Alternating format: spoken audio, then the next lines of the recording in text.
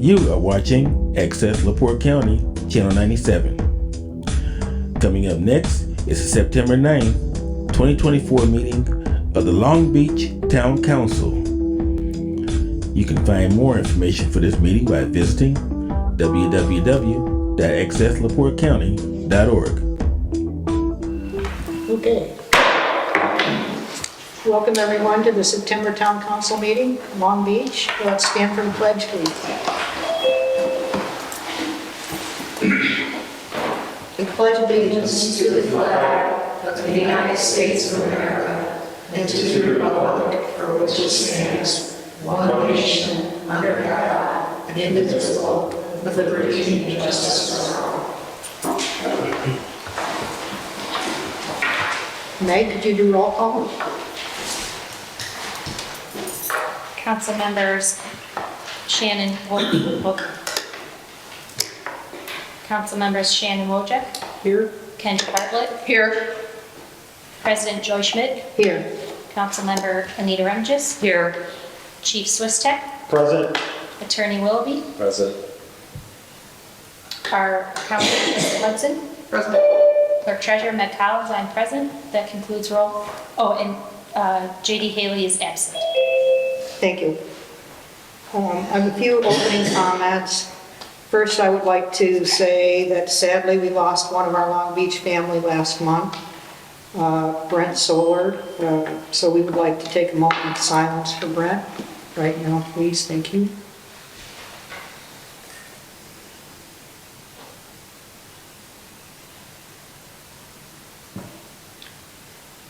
Thank you. Brent was a great employee, and the town is going to, we have a new memorial brick garden, and we're going to be putting a memorial brick in there for Brent. And we hope to do that for any town employees that might pass away moving forward. We're going to move the SciTech project report to the front of the agenda before the committee reports, because we have some guests here that are going to give us that report, so they don't have to stay through our whole meeting. And we will be removing watercraft from beach from the agenda because Parks is not ready to discuss that yet. Next, approval of minutes. The council meeting from August 12, 2024. Do we have a motion to approve? I make a motion to approve those minutes. We have a second for discussion. Second. Any discussion? All in favor, say aye. Aye. Aye. Any opposed? The executive meeting from August 14th, 2024. I make a motion to approve the minutes from the executive meeting. Second. Any discussion? All in favor, say aye. Aye. Any opposed? Now we're going to have public comments, which is limited to 3 minutes, and I just want to make a reminder that it's just comments, not Q&A. So do we have any comments on Zoom? 10 people on 11.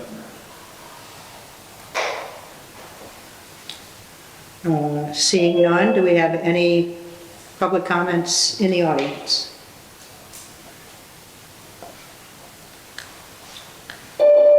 Please come up to the, and turn on the microphone.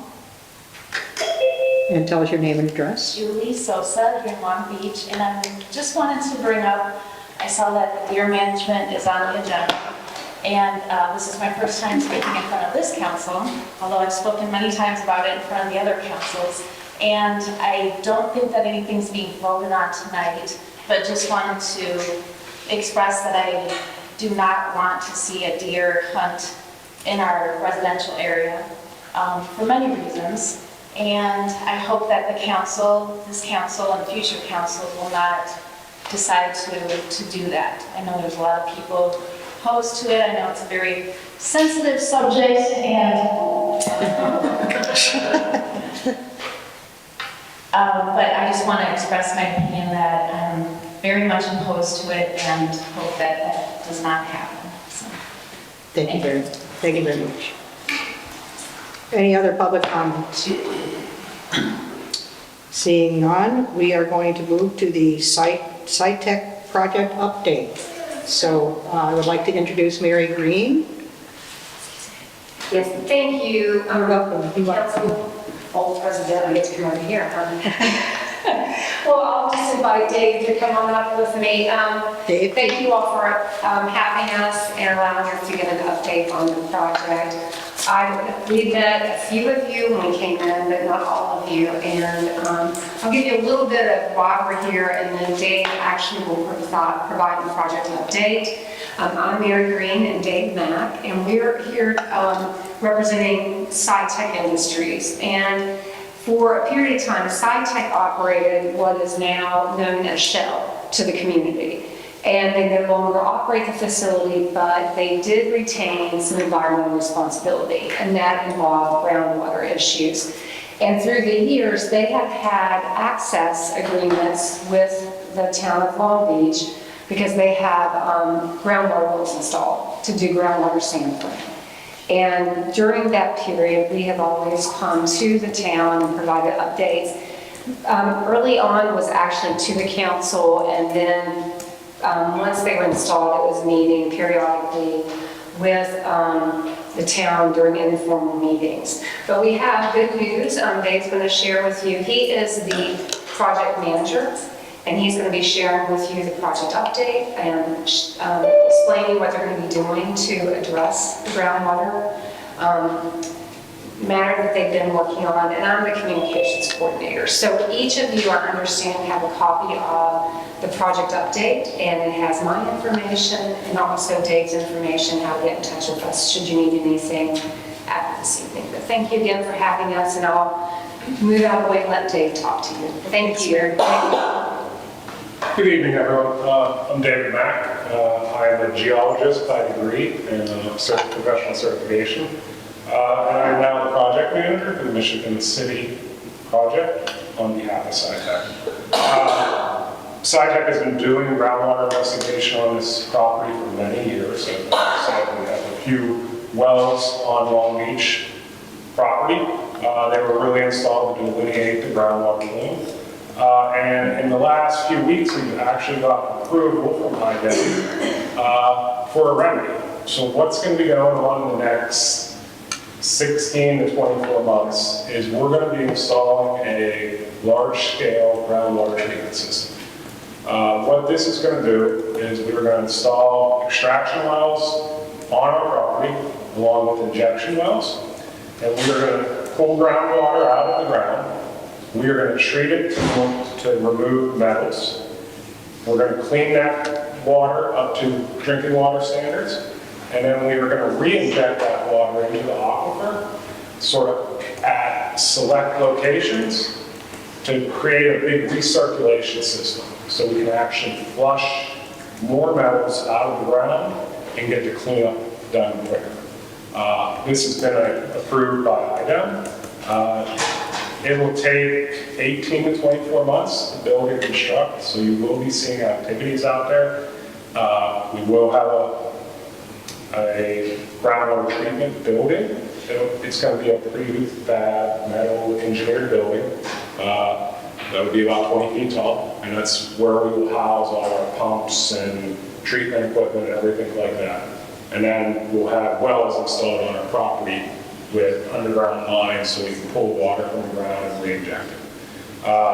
It's anticipated that this system will run for 20 years to meet the standards, which are drinking water standards. So the idea is once we are done, groundwater will actually be to the same standards that we drink out of our taps. During this whole 20-year period, we will continue to do groundwater monitoring to sample those wells and make sure that our system is working how it's designed. Our engineering design consultant, Arcadis, who I actually worked for 20 years prior to coming to SciTech, ran groundwater models so that we could optimize the design and get the most efficient cleanup possible. And like I said, Mary and SciTech have historically reached out to Long Beach to let you guys know what's going on. And that's the point of this. You might see construction, people might ask what is going on, and they're probably going to come to you guys. It's overall a net positive thing for the communities. And long-term, we see it as a benefit to the environment and, there. Is the construction in Michigan City? It is all 100% in Michigan State. It's my understanding we just have 2 testing wells in Long Beach. Correct. Okay. They're on the edge of the groundwater equipment, and they were installed because prior to getting to a remedy, you have to delineate where the impacts are. Where are the 2 wells then? Are they on the Short Valley, close to Ocean City? close to Beach Walk. If you walk through there, you'll see it back there. Okay. Yeah, they're usually yellow or blue, typically stick-ups, stand about 3 feet tall, and they say they're test boats on them. Okay. Any other questions? I don't think so. Thank you. Thank you very much. Thank you for developing this. Thanks. Thank you both. Thank you, David and Mary. Thank you, it's amazing results. Okay, thank you so much. We'll continue to keep you posted. Please. Yeah. Okay, let's move to our committee reports. Police Department Commission, Chief Swistek. Good evening. For the month of August, the Long Beach Police Department responded to 395 calls for service when compared to 333 calls for service in the previous year, for an increase of 62 calls. During the month of August, 21 incident reports were documented. A total of 8 individuals were arrested, 1 felony arrest for possession of methamphetamine, 1 felony arrest for operating a motor vehicle while intoxicated, 2 misdemeanor arrests for operating a motor vehicle while intoxicated, 1 misdemeanor arrest for driving on a suspended driver's license, and 1 misdemeanor arrest for possession of marijuana, and also 2 warrant arrests.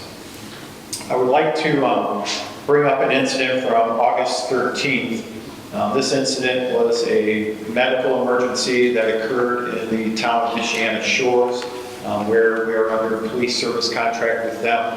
Often we are asked, sometimes, Long Beach Police Department will go into Trail Creek or the county or Michigan City to assist. This call is a perfect example where we were dispatched to the 400 block of Oakdale Drive in the town of Michiana Shores for a welfare check. Corporal Matthew Farthing from the Long Beach Police Department was first on scene. When he arrived, he looked through the window, observed an elderly female who was lying on the floor of her bedroom.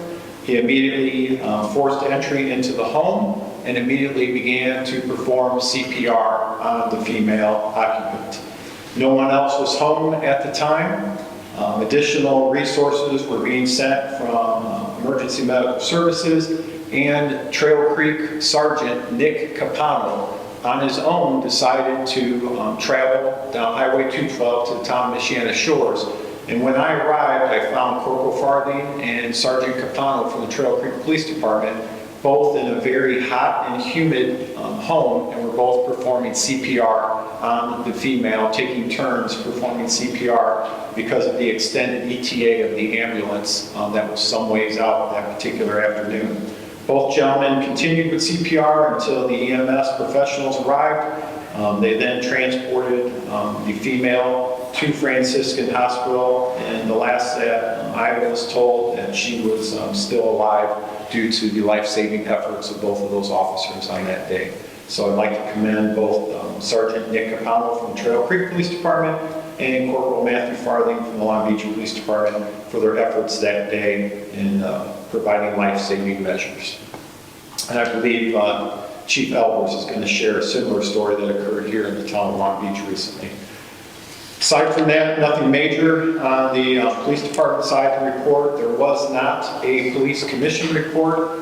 I would like to ask at this time for approval from the town council to allow us to advertise our annual trick-or-treat event for the town.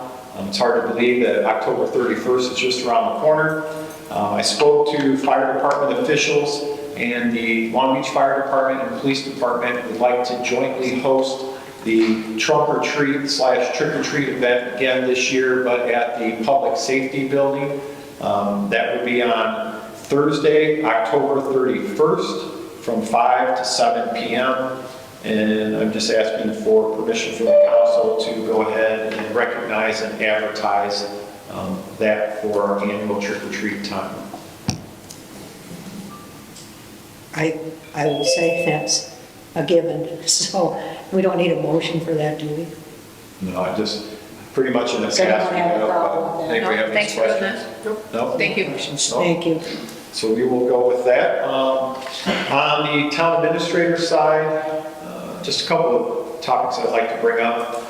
As we move into the fall season, some of the complaints that my office has received here recently is the storage of boats, ATVs, jet skis, trailers. By town ordinance, none of those items can be stored in the front or side yard of any residential home here. I would ask anybody if they have any questions. In fact, I spoke to a sailboat owner today that resides here on Oriole Trail about some remedies and how they can better store their sailboat periodically throughout the year. And that I would ask that you reach out to my office. I can share the ordinance with you. We do work with the residential homeowners to try and find solutions for a lot of these items. But again, I would ask that if anyone has any questions, then please reach out to my office. The recent storm on August 27th, it rolled in pretty fast and hard on that particular evening. I would like to commend the Long Beach Fire Department, their personnel, along with the Reserve Deputy Unit for the Police Department, responded probably within a half hour of the storm hitting the town.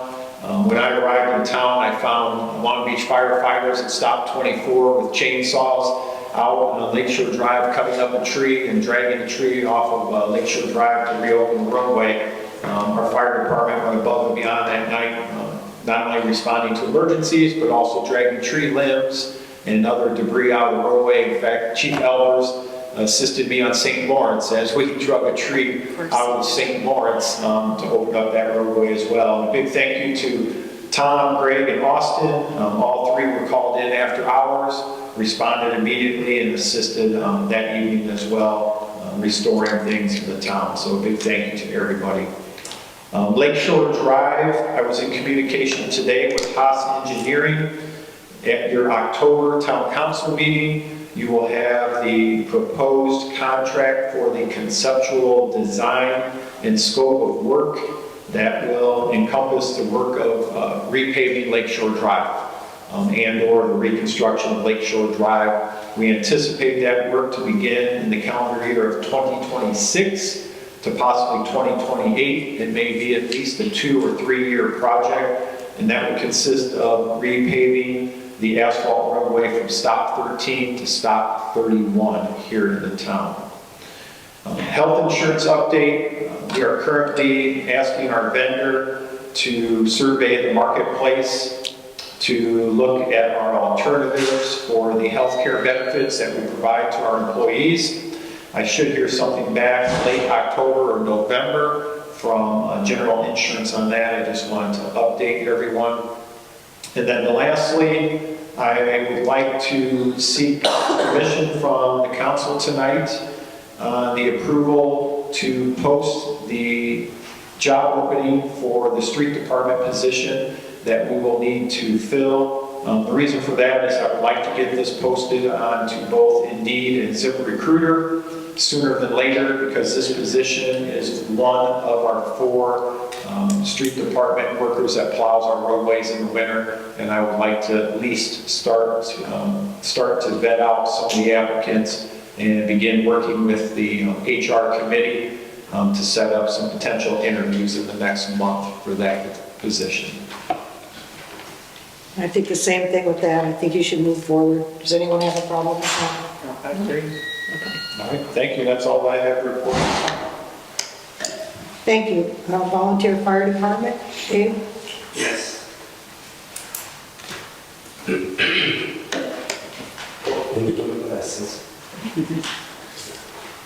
Mark, can you look up that email that you sent? I had it, but it's not coming up. August 14th. Okay. catch up to you. Okay. Good evening, everyone. This is the Long Beach Fire Department report for the activity January 1st through August 31st of this year. Fire calls, year to date, we stand at 59, and that's in comparison to 50 last year. 46 of the calls have been in Long Beach, 5 have been in Duland as mutual aid support, along with 4 other calls that were mutual aid support. In the month itself, we had a fire, we had a trash fire, we had 2 hazardous conditions, which are typically power lines down, gas leaks, etc. We had a good intent call, we had 4 false alarms, and we had standby for weather conditions, 2 calls. On the medical side, we're at 76 year-to-date, previously 69. 73 of the calls have been in Long Beach. 3 were also mutual aid support. In the month itself, we had 2 heart attacks, 3 injuries, 3 sick persons, an unconscious victim. There was a possible drowning at stop 20. We had a lift assist and 3 medical alerts. The average turnout, I'm going to back up, average turnout per fire call stands at 8 members on a rolling 12-month basis. On the medical side, it's 5 members that attend the calls on an average. Our response times are very similar, 4 minutes and 30 seconds. Hours donated by the membership stands at $17.97. And I was told to mention a few things. Hopefully people from the public will pick this up. It's important for people who are not here that have alarm systems, if they can have a key holder designated for their home for the automatic alarm calls. Which year to date, we stand at 36 alarm calls. Otherwise, we may have to find, if we feel the level warrants it, we may have to find a avenue to get in the house, i.e. breaking a window, which we prefer not to. But a lot of times if a call comes out, we ask the county if there's a key holder available. Now, more times than none, they'll say no. Because Mark mentioned the power of the storm that we had come through, we had numerous locations, actually the entire county did, but in our area where tree limbs were down, tops of trees were down, many times either taking power lines down. Our standard procedure is if there are wires involved, we don't do any cutting because we don't know if the wires are live or dead, but we don't want to take that chance. But this one night, we were able to clear a lot of the streets. But we urge people to don't touch the tree limbs, don't drive over but just avoid the area and avoid the hot spot. Tonight, police and fire are doing a joint training session in a residence pool. And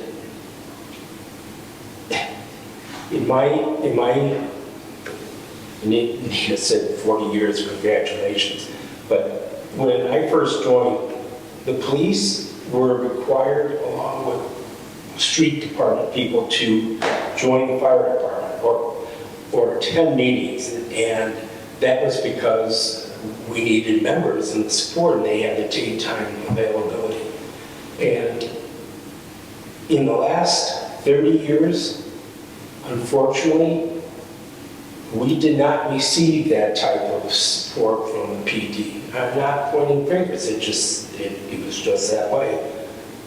And I cannot tell you, I've said this in other council meetings, how wonderful it is to have PD on scene with us doing training. We are a total safety department of the town. And through Mark's leadership and his officers, It's wonderful. And Mark is going to read, did you find it? Okay, would you read it?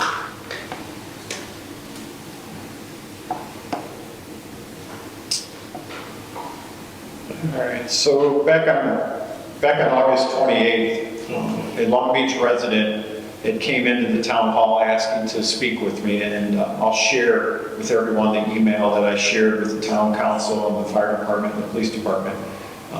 This morning, a Long Beach resident, and I'll leave his name off, who resides on Brentwood Way, stopped by the town hall. The individual shared with me that on June 21st, he experienced a sudden cardiac health concern after waking up in the middle of the morning feeling heavy chest pains. Once his wife called 911, the individual explained within minutes Deputy Matthew Vopat arrived, and he recalled collapsing in the arms at the door of Deputy Vopat. Deputy Vopat and members of the Long Beach Fire Department, according to this individual, were comforting and provided the necessary medical care to immediately get him to the hospital, where he sustained a heart attack on the table in the ER. The hospital was able to assist this individual and placed a stent in his artery. He wanted to share his sincere appreciation to both the police and fire department for their quick response and professional care.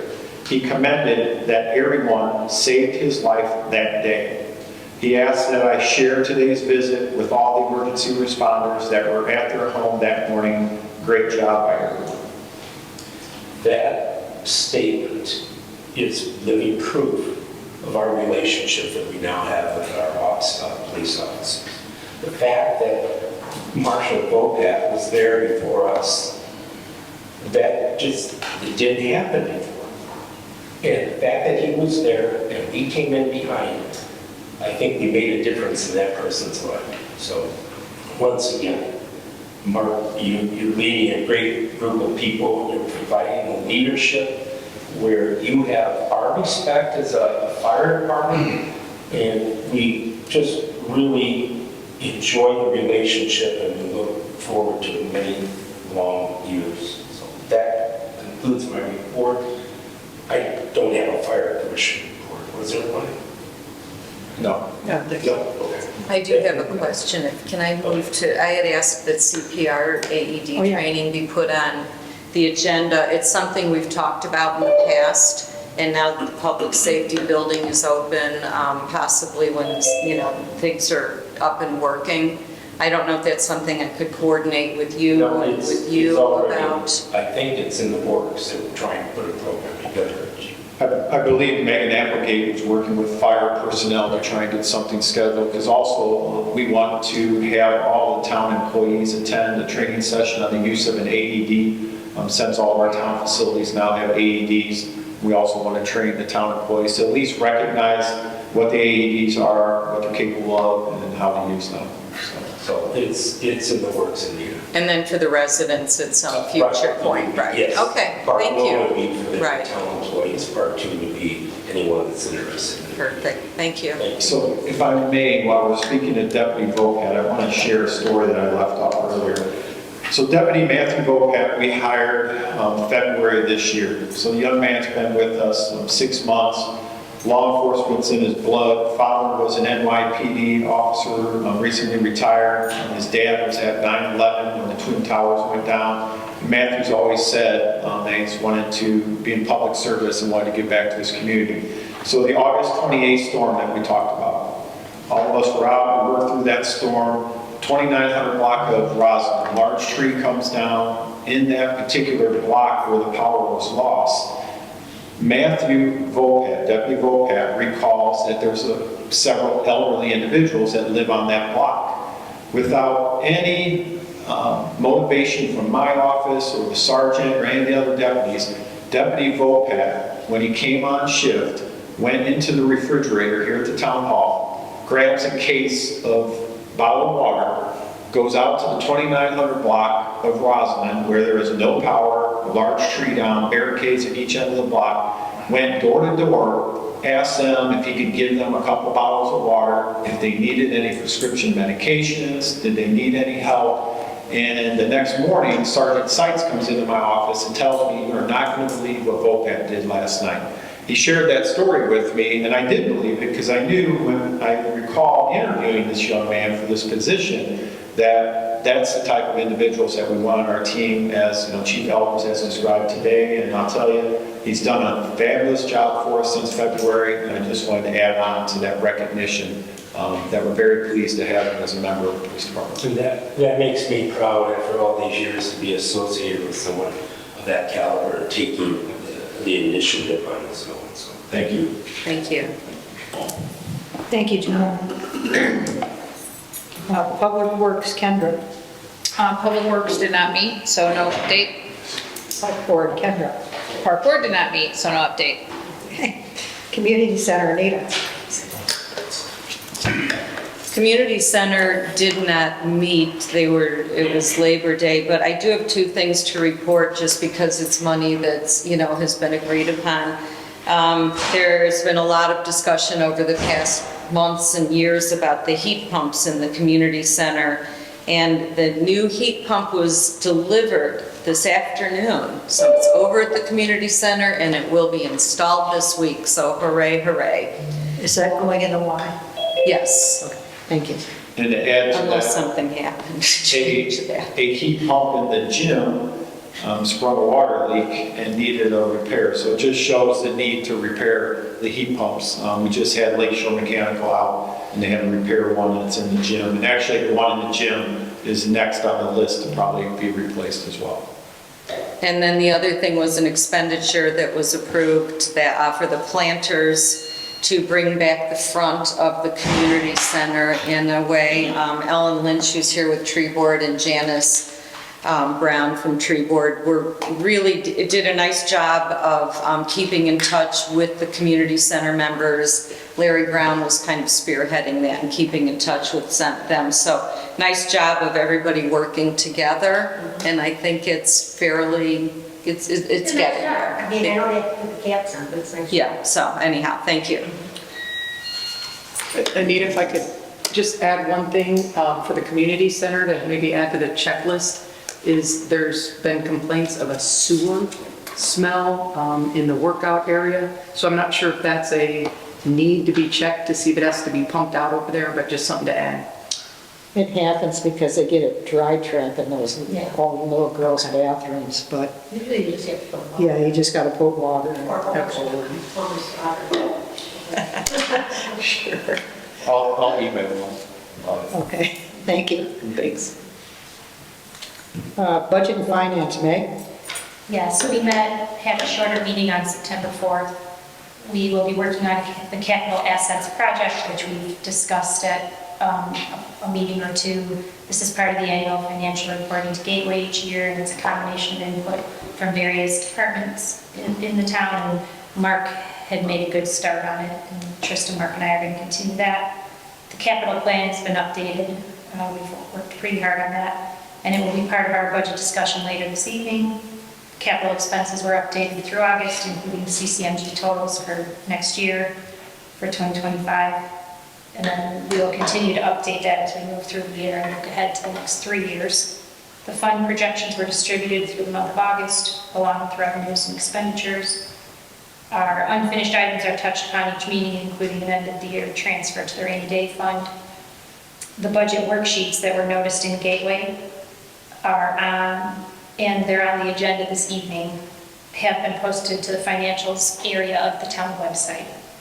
Our next meeting will be October 2nd at 1 p.m. And then Tristan, anything to add? Yeah. Thanks. Any questions? October 2nd. Thank you. Human Resources, JD isn't here. We can table that unless anyone else has a report.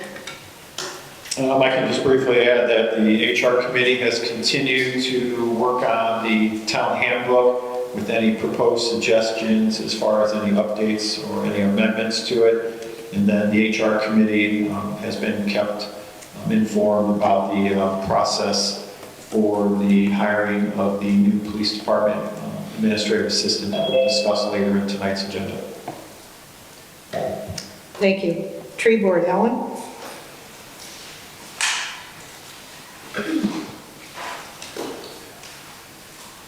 We met this month for our second quarterly meeting. We talked about going over the tree ordinance again as a board, and to just make sure we're finding any inconsistencies or grammar or anything like that. And I have found mistakes as I've been using it, so that's probably why we're doing it. So, and then making sure that the ordinance.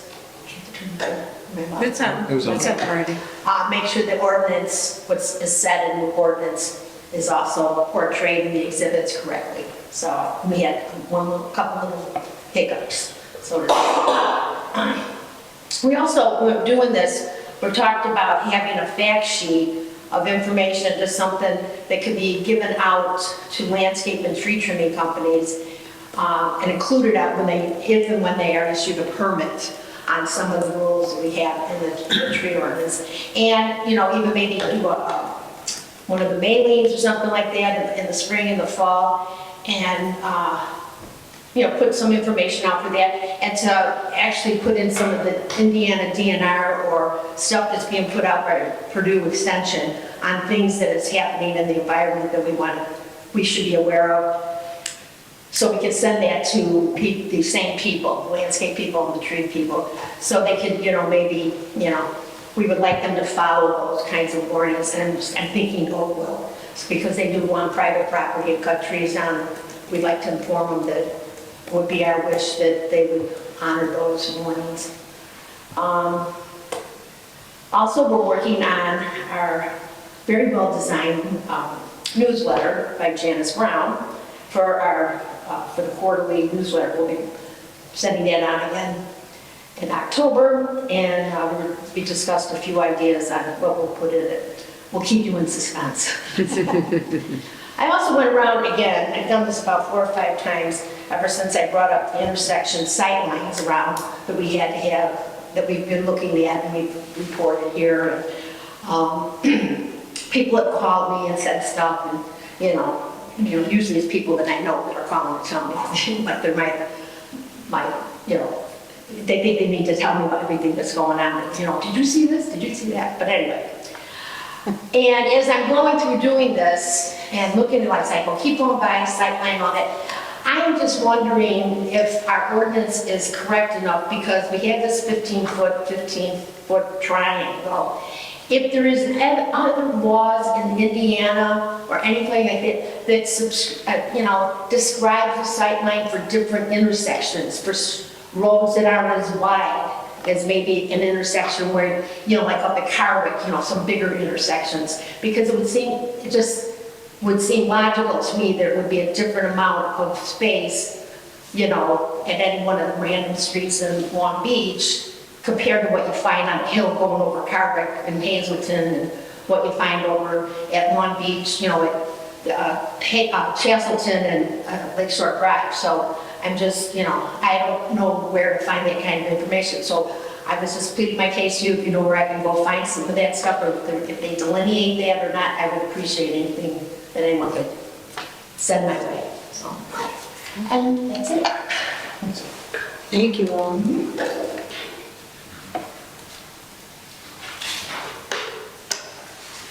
Building Commission meets this Friday at 1 o'clock, and the Board of Zoning Appeals has a public hearing set for Wednesday for 1902 Monrovia for a front porch and a setback. Advisory Plan Commission. Advisory Plan Commission had no agenda items for August, and we are meeting September 16th, a week from tonight. Building Revenue Report, Meg.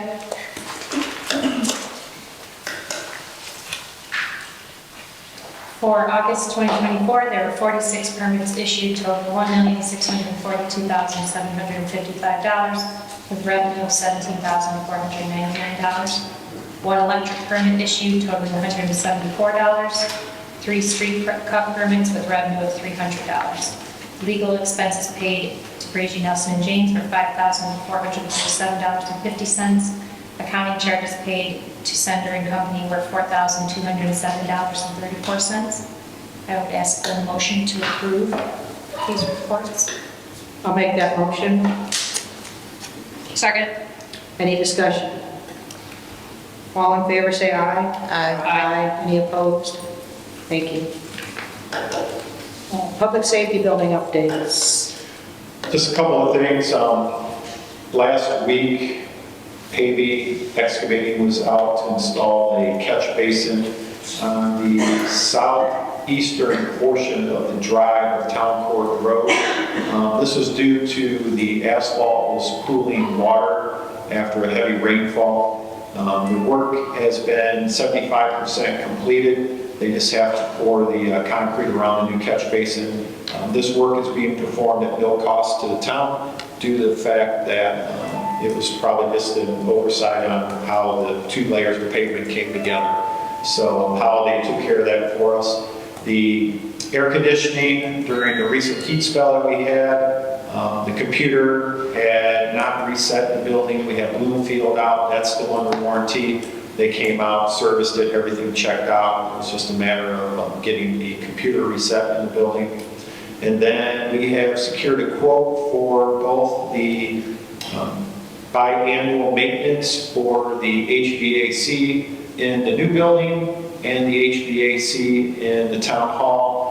Lakeshore Mechanical provided us a quote for $1,900 to come out twice a year to service both of these buildings, both the heating and the air conditioning. And the next closest quote that I received was for approximately $6,500. So I'm going to go ahead with $1,900 with Lakeshore. They currently do all the preventative maintenance for the community center as well. We just wanted to let everybody know that we did vet it with 2 different quotes, and there's a considerable difference in the quotes as well. So. Thank you. Welcome signs proposal for council review. That's JD's item, so we'll table that till he's here next month. Republic Services contract extension proposal for 2025.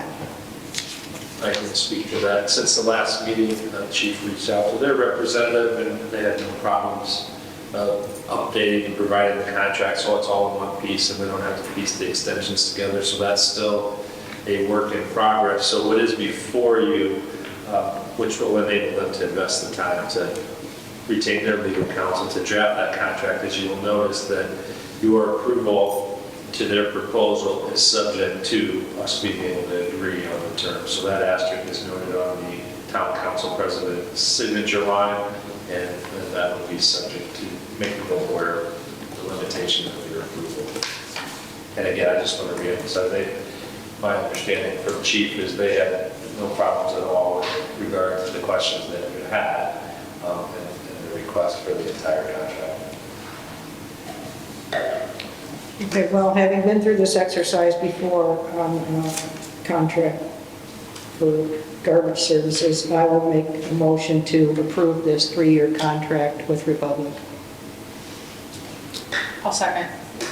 Any discussion? For clarity, we're going to approve the extension. Approve the extension. Sorry. But we won't have the actual contract to sign until next month. That's right. And if we don't like that actual contract, we won't have to sign it. Any discussion? All in favor say aye. Aye. Any opposed? Okay, thank you. Madam President, if I may add, possibly giving consideration to directing the attorney to start looking at the ordinance so that we can get the updated ordinance in front of the council relative to what is charged on a monthly fee for the trash pickup. I know we'd like to have that new amended ordinance in place by January 1 of 2025 to include administrative costs that the town incurs every month as well as part of that fee. Just something for thought. Okay, do you think you could give us an estimate of administrative costs? I could, maybe Meg and I will get together, maybe look at when the last ordinance was approved and then look at what was charged to us by Republic, and then we can starting point, and then we can provide that to both the council and the attorney for consideration. Okay, so we'll get this on the agenda for next month. Okay.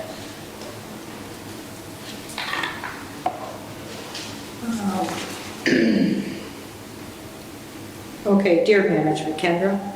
I don't have anything. Okay. New business. Ordinance number 2024-07, 2025 budget, first reading and public hearing. So, do I open the public hearing? Yes, Madam President, you either can open the public hearing now, or after there's any kind of council conversation as often occurs today. But it's evident that you're opening the hearing, offer to the public, obviously do, and then close the public portion as well. Okay. So, Whichever order you prefer, sorry. I don't care what works best for you guys. Go ahead, public comment first. Okay, let's open the public hearing. Do we have anyone that wants to speak for budget? Is there? Sure.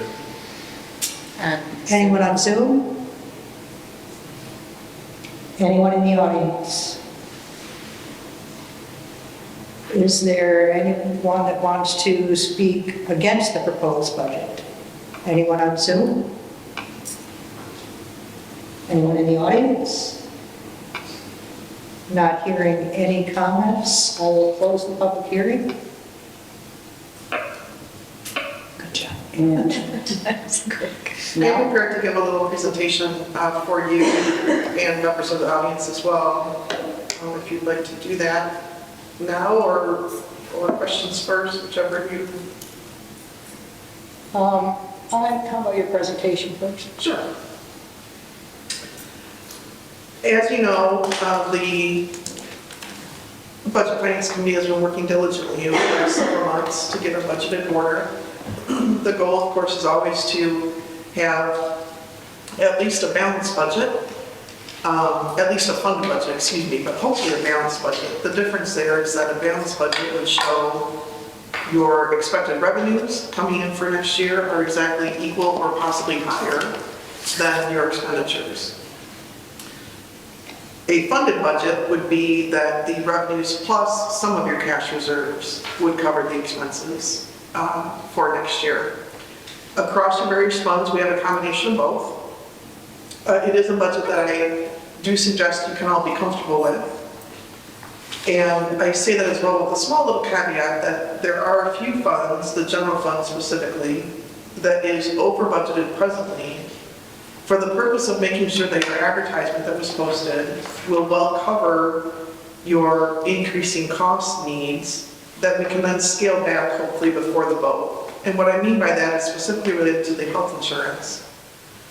We have included in the advertisement for the general fund a 12% increase in your health insurance based on the range of the increase that was given to your town administrator from 10 to 12%. So we advertised it at 12. We're hoping that before you go to vote on the budget in October, that we'll have the better, more true quote in place from them, and we can then cut back on that expense. The DLGF requires that you advertise for your expenses and that you may cut back on that level of expense before you vote. You can never increase. And that's due to the way that the tax rate is advertised in the whole budget process. So that's what we have set up for you here. There are a few other expenses. Well, the other big expense is related to the liability insurance for the building and your vehicles and things. Again, we're at a quote right now and hope that that will be narrowed down by the time that it comes. The other note for you that we've discussed at the committee several times, and we can look at the general fund, for example. I can pull up and share briefly the summary that I emailed you all. It's called the fund summary. It's the grid. And I can share my screen here and get that included as well.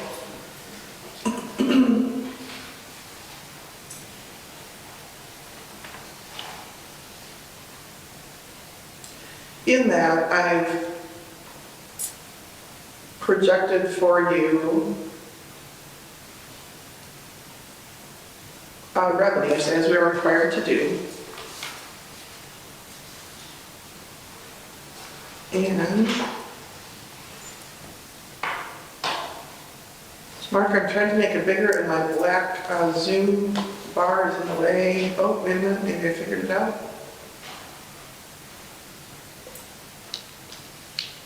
Well, I'm enlarging my copy, but it's not enlarging on Zoom. And it It grabbed, may be maxed out because. it grabbed the wrong one, actually.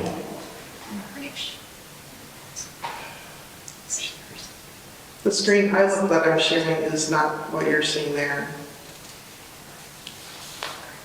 So am I having a user error problem?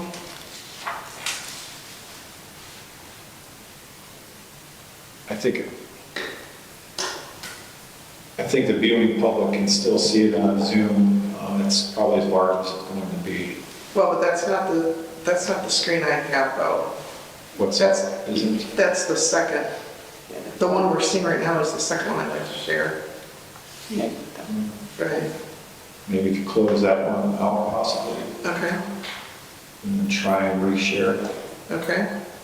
I'm sorry, everyone. It's okay. Yeah, there we go, okay. All right. So what I wanted to demonstrate quickly for you all was this example. In the general fund, I've projected that the revenue to the general fund, which includes your property tax, as well as all the other miscellaneous revenues, building permits, interest from the bank, a huge variety of things. A conservative estimate for you next year is at 1.5. The current expenditures as listed, a little bit high, like I said, for the insurance are at 1.78 million. So you see that we would be underfunded by 252,000, which would dip into the cash balance that we have. However, again, revenues are always projected a little bit conservatively. We don't want to over-project what your interest would be, for example, or what your building permits will be, for example. However, each year your revenues have increased in the general fund.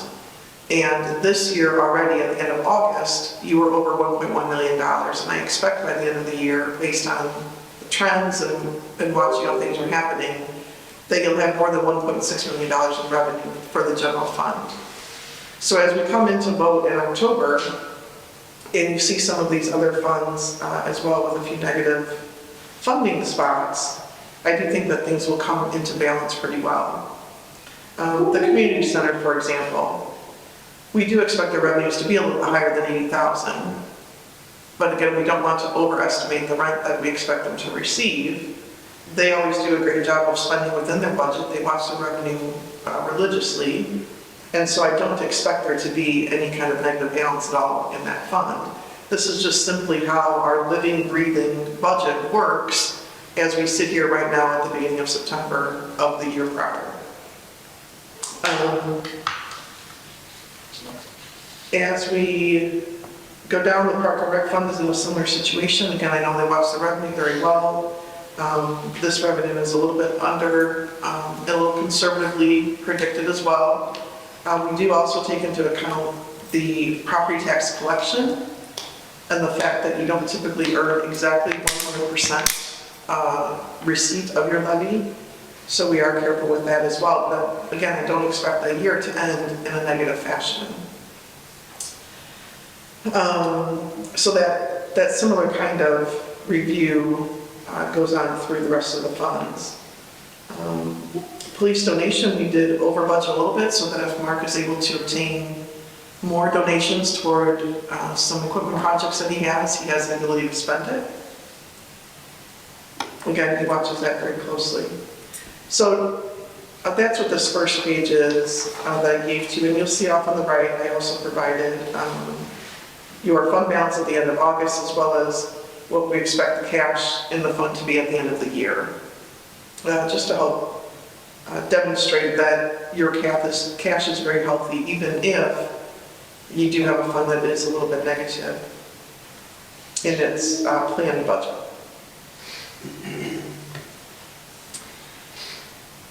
The second page that I wanted to share then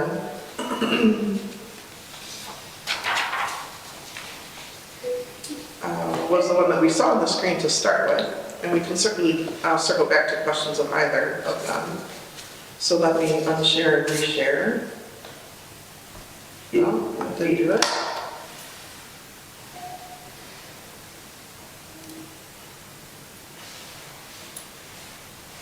There we go. And again, let me get some zoom in here. This simply demonstrates with your major funds, whoa, where your expenses lie. And, you know, some people love seeing charts of numbers. Other people are much more visual, and I just think that the pie chart is a great, quick visual grasp of where your general fund money is spent. The town council, of course, you all don't divide out $685,000 in your salaries. That includes your health insurance, which is a gigantic portion of that $685,000. It includes operational expenses here in town hall of your electricity and, NIPSCO related, your water expenses, the liability and property insurance. And so it's all the operational type expenses there. It's not unusual for your police department to be the biggest or second biggest use of the general fund money. In regard to public safety, of course, it's very important, as it is here in Long Beach as well. And then you see some of the other departments here divided out. This fire department operations is set up this year, as you have seen in your budget worksheets, to be more of the operational cost of the new building. That will be shared, of course, by several people. The contract with the volunteer department directly is handled in a different fund, and so that is not included here in this value. The rest of this page then is showing for you what the adopted budget for 2024 was in the middle column of each of the funds, and then what the proposed budget for 2025 is. The police department portion of the general fund, as you see, is reduced by $13,000. That doesn't mean, though, that Mark has $13,000 less to operate. It's just a matter of where we're assigning some of the different operational costs. The Lit Public Safety Fund is a little bit later down the page. As you know, that is a newer fund for us. It's the bottom of your, toward the bottom of your left-hand column. And you see for this next year that we expect it to increase in budget by about $13,000. So for the most part, that's a wash. It simply is a way to use well the Lit Public Safety Fund, both for police and fire, by the way, and free up a little bit of room in the general fund so that the general fund can be used on some other areas instead. So the rest of this page goes through your major funds, again with that proposed budget for 25, how it compares to your proposed budget of 24. Those budget numbers that you see then tie into the fund summary that we looked at a moment ago. They tie into your Form 1 budget form that lists all your expenses line by line. I do feel that everything is pretty healthy. Fund-wise here in Long Beach, there are respectable cash balances in many of your funds. As we look each month at those fund projections along the bottom, you see your reserves that are available. It has allowed for us this year to plan some of these projects that you've proceeded with some of the stormwater projects, the water project that's finally able to get completed, some of the paving, and then as you see in your capital plan over the next couple of years, the projects that you have planned. It's important to keep some cash. That's our emergency area. We, of course, have talked about increasing the balance in the rainy day fund, which is still something important, I think, for you to accomplish next on the list. Right now, because that is not as large maybe as we'd like it, I am trying to help you stay very protective of your general fund cash balance, which is honestly a little bit higher than it probably needs to be. But because of how specifically your rainy day fund is a little bit low, that's okay. And we can work on pulling some from the general fund to the rainy day fund as well. Financial goals. having the capital plan as robust and relied upon now as it is much better for you all to make your decisions moving forward on, can we afford certain projects or not? Can we afford equipment or not? And so I commend you for really paying attention to that and wanting to use it and keeping it robust and active. As you see, it lives and breathes. We've had a couple projects that I tease Mark about don't come back and ask for more add-on money, right? But you have the capital plan then there to say, can we afford it? What's our overall balance at the bottom? Is our revenue going to cover everything? And our cash balance going to cover everything? And you're using it well to make those decisions, so that's really good. Investment-wise, I know Meg has spoken on it in the past, but you are earning some great interest. And because of a relationship that you've had long established with your bank, I was able to kind of negotiate with them for a little bit better interest rate and keeping money local, to really be having those cash balances work hard for you to add to that revenue stream, which is fantastic. The budget that you have before you does include as well a 4% raise for your full-time employees. I do think that you probably can afford that. The state has dictated that your property tax levy, which is about, it's a little bit less than half of your general fund revenue, will grow by 4%. The state sets a limit each year on how much that levy can grow. For 2025, it's by 4%. Because it's only a portion of the overall revenue, we can't have every expense grow by 4% because then you would outrun your revenue projections. But to have a raise at that 4%, I think is doable for you. Remember that you do pay people as well out of street and water, meaning the motor vehicle fund and the water fund. So those revenues and those funds help cover those raises for those full-time employees. If you decided to do only 3%, that is still a respectable raise. That would free up some of that extra 1% for something else if you needed it. So that ultimately is a decision that you'll need to make when you come time to vote on either leaving the budget the way it is with the 4 or reducing that to 3 or 3.5. So that will be part of your decision when you vote. I hope I've covered most of any expected questions that there might be.